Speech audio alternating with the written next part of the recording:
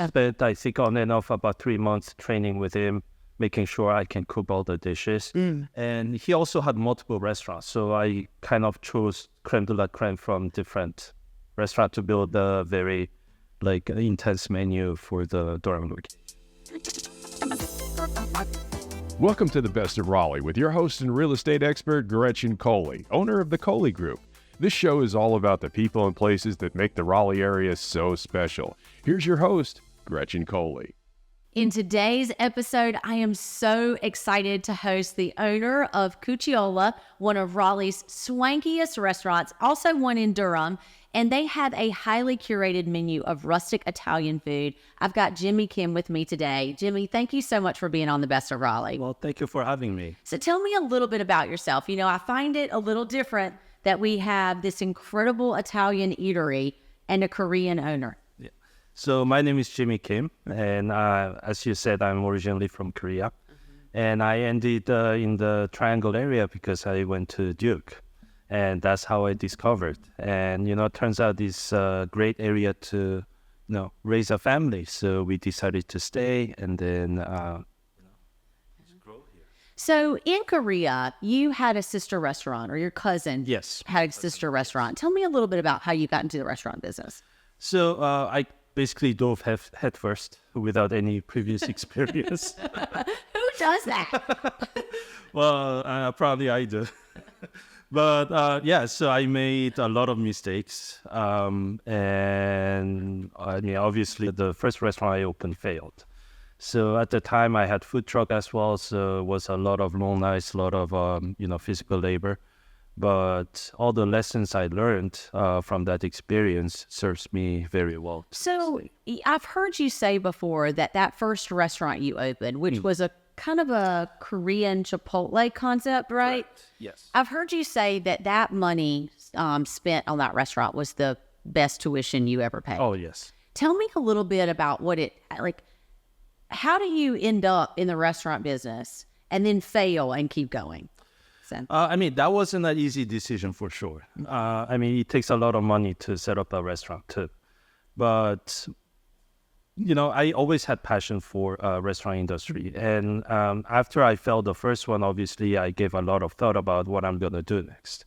And I realized that, I think I have one more shot to do what I want. And if I fail this, then I'll get a day job or whatever I need to feed my family. But if I don't do this, then I think I'm going to kick myself for the rest of the Oh, yeah. So what were some of the mistakes that you made? Or what were some of the things that caused the first one to fail? Location. Everyone talks about location for restaurants. And for real estate. And real estate. And I think that was one of the most important things. Also, the pricing, the quantity, I think we misjudged a lot of those cost aspect of the running a restaurant. And and obviously when the business is not doing well, you have a lot of thought in your mind. Right? Yeah. You're going through a tough time. Yeah. But like the old saying goes, what doesn't kill you make you stronger. It does. And I think it's such a beautiful thing. And it truly shows passion because there are so many people that do something for a period of time and they do it. And then they quit right before it takes off or they fail. And either one of those two things they think are the worst things that could ever happen to them, right? And then you got right back up and you started this incredible restaurant, Cucciolo. Okay. Your cousin owned one in Korea. Tell us a little bit about how you ended up with this concept. So while my first restaurant was failing, I was visiting my family in Korea. And I didn't even know that my cousin was into cooking for them. Oh. And when I got there, I heard he opened a restaurant. So obviously I went to visit. And when I tasted his food, I was like, oh my goodness, this is so good. So half jokingly, I was telling him, I would love to open one up in Durham. And he was like, yeah, sure, I'll help you out, all that. And then, more I thought, more it made sense. So I actually told my wife, I think I need to open an Italian restaurant. And she goes, you're going to open what?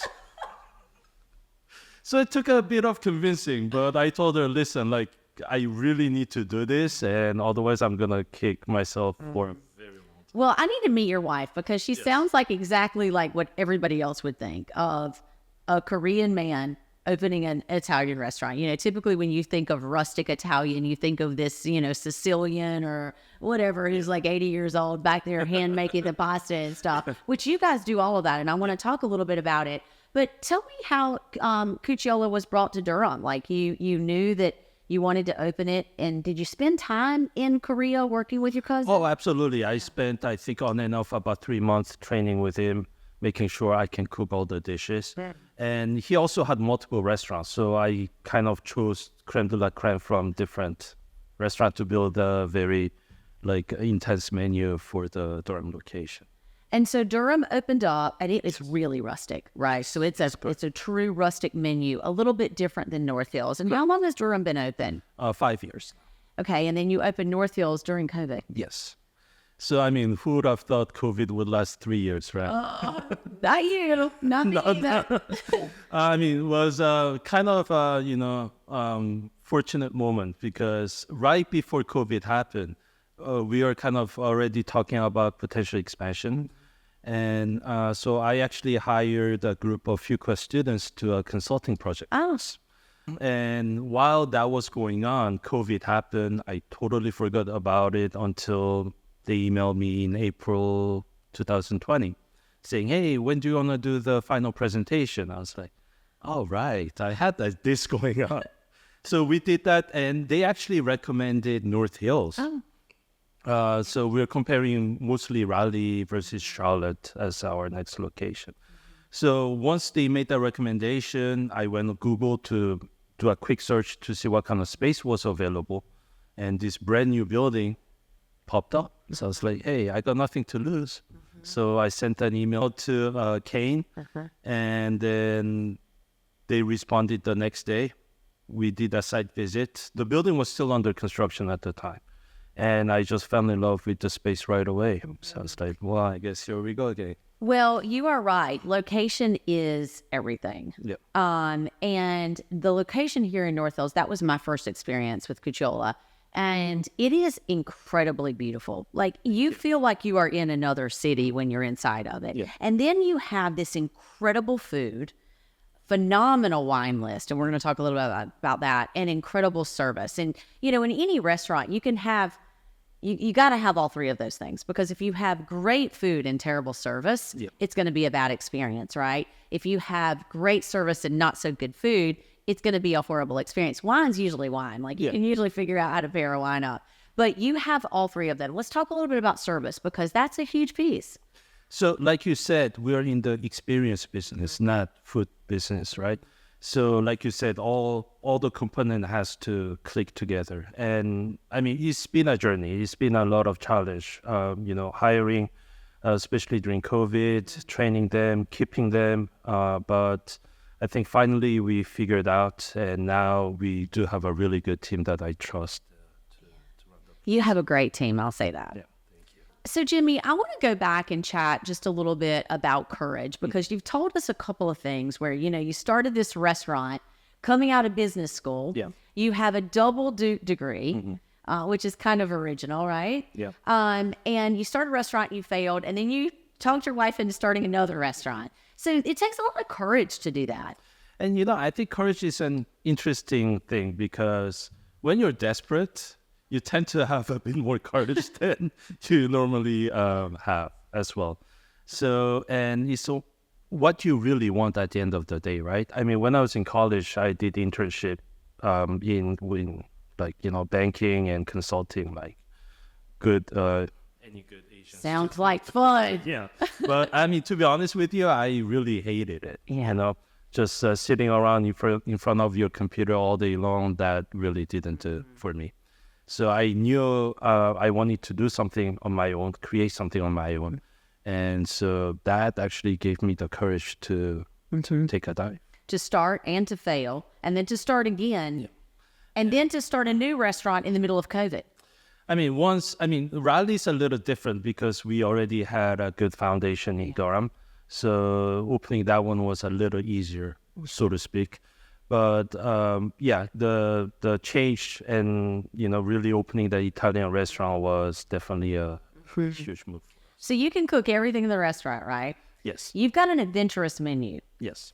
Where are you getting your inspiration for your menu from? So, well, actually, that's a little different because Raleigh now, like, I can't spend as much time in the kitchen anymore. So I rely on my chefs to create the dishes. Yeah. Where are they pulling inspiration from, though? Because you're putting some, like, there's I guess octopus on the menu. It's different for me, but it's not different for a lot of people. But sometimes you have venison. I've seen rabbit, maybe. Yes. Yeah. So, I mean, it also goes with the chef's style as well, right? Some people like to use a bit more adventurous ingredients, whereas others like to play a little safer. Yeah. So my job is more about finding that balance between adventure and more crowd-pleasing dishes, so to speak. Well, I think you do a great job of it. Every time I've ever been in the restaurant, it's been phenomenal. My daughter actually went on her prom date there. Yep. And that was her first prom. So it was such a beautiful experience for her to be able to go and share that memory with her. You've got an incredible wine menu as well. And you've got that awesome wine room, which if you haven't seen the wine room, you've got to go in and check it out. I mean, wine always has been my passion, and turns out our F&B director is a sommelier. So, when two people crazy about wine join forces, we do some interesting stuff. What are your favorites right now that you have? Ooh, I mean, I think all-time favorite at this point is the 100 Acre, but the price point is obviously a little higher. But to drink on a daily basis, I would say Antolini Amarone is one of my favorite wines. Yeah, I know when we had dinner with you there. Whew, I had to stop because it was I didn't want to drive home, and that brings me to say, you have got an audience of people. You're really a neighborhood restaurant, being right here in North Hills with thousands of apartments right here that people can just walk over to. Absolutely, and that was a big appeal to the location as well, especially given how much North Hill grew over the past decade. We really thought this was the perfect location for our second shop. Well, I think it is. When I'm in there, there's people at the bar that come in pretty consistently. Yes. I don't want to call it like Cheers because it's really an upscale version of that, but your bartenders know everyone. Absolutely, and that's the whole point of opening a neighborhood restaurant, right? Is making regulars, making new friends. And yeah, I mean, my bartenders, they're very cheerful. They know what they're doing. So, yeah. Well, what makes you so passionate about the food and beverage experience? I mean, it's just fun meeting new people, right? I have to say it's not always easy. There's a lot of challenges, frankly. But, overcoming those challenges and making sure that we provide a great experience to our guests, that's the most fun part. That makes you happy. Yes. When I come in, sometimes I see you behind the kitchen doing some things, and then you wash your hands up, pop right on out, and you're over talking to people. I mean, it is a neighborly restaurant. Oh, absolutely. And my job is I'm the ultimate backup, right? So whenever, there's a hole or somebody calls out or sick, it's my job to do whatever is necessary. So, I mean, I've done plenty of, dish shifts as well, just standing behind there washing dishes all night long. I joke that I'm probably the most expensive dishwasher. You know what? I wash a lot of dishes at my house myself, too. And sometimes I stand there and go, why am I doing this? And yeah. But, sometimes it's actually therapeutic. It is therapeutic to just be mindless, and you can run through some scenarios and problem solve in your head. And you'll be surprised how much information you can get out of just observing what comes back to the dish. So once in a while, it's a very informative. Well, I think that's one of the things that I enjoy most about you is that you have such a sense of humility, but you've done several things really, really incredibly well, and you still come at it from a place of service. And, when it comes to an experience, service is everything. And, whether or not something goes wrong, you really can't control because things happen. You're dealing with humans, but how you make it right is what keeps people coming. And every time I call over there, y'all are packed. And that's probably the hardest part of my job because, at the end of the day, I have to rely on my team. This is not a one-man job. So building that right team, making sure, they trust me and I trust them is the most important part. So you've got an event space. You've got a back room. Yes. And I hear that you've got some great tequila brands in there too. Oh, yeah. Tequila has been very popular. How many people will the private room sit? So the main private dining room, we can sit up to 22 guests. And our wine room that you mentioned, 8 comfortably, but we can feed up to 10 guests. So what kind of events do you have coming up? Do you have anything special? Oh, so we're actually hosting the New Year's Eve brunch. So we are actually partnering with Moet Chandon to do a big brunch, champagne brunch. So the tickets will go live very soon. And we have 3 different tiers. So the entry tier is, Moet Chandon paired with a 3-course brunch. But we're also doing a Dom Perignon brunch. Okay, how can I be one of the first to know about those tickets? I'll make sure that we reserve a seat. That sounds like something right up my alley. And then what a way to ring in the new year. Exactly. So let us know. We'll be happy to share that with all the viewers. And Jimmy, how can they find you? The reservation is available on Open Table.